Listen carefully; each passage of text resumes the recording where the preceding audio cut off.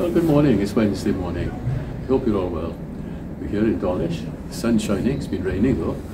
And Meg and I are here.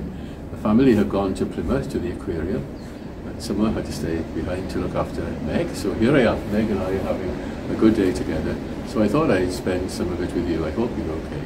I hope you don't mind. I've been reading again The Hiding Place this week. It was 40 years today actually that Corrie ten Boom died. Corrie ten Boom was an amazing, amazing woman. She and her family helped save the lives of hundreds of Jewish people during the time of the Second World War and the invasion of the Nazis in Holland.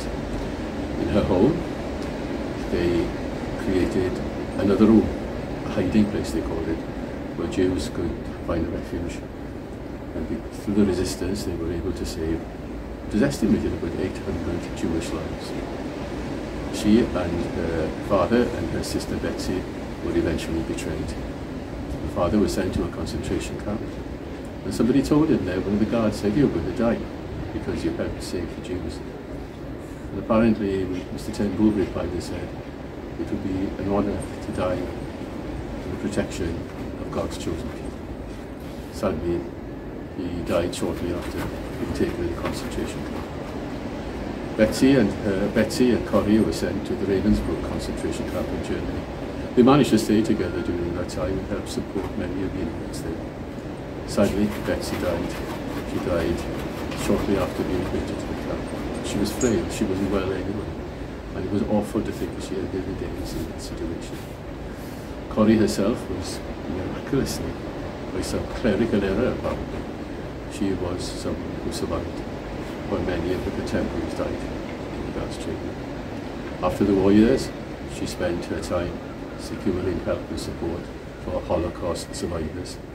And then, following her book, The Hiding Place, and the film which followed, she toured practically all of the world as a speaker, and sharing her experiences, sharing her faith, sharing the constancy of God's presence she knew during those times.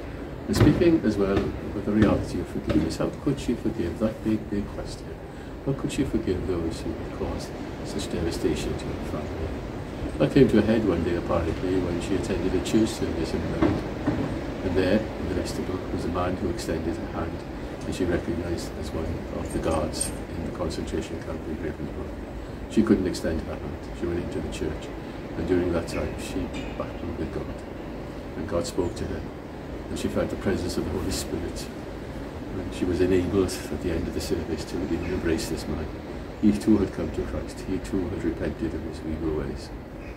There was a sense of forgiveness she had spoken about becoming a living reality in her own experience. And I'm sure that can be our experience too. Sometimes forgiveness is hard, of course it is. And we find it hard and difficult perhaps to forgive those who have wronged us. But then we have just celebrated Easter. We remember that Jesus, who suffered death, pain and the agony of the cross, was able to declare from the cross, "Father, forgive them, for they know not what they do." Today, Corrie ten Boom will be remembered, I'm sure, on this 40th anniversary. But we remember her as well as a Christian, who in her day made the priority of helping and supporting all God's people.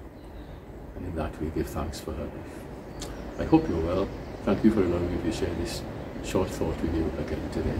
From Meg and I here, a very good morning.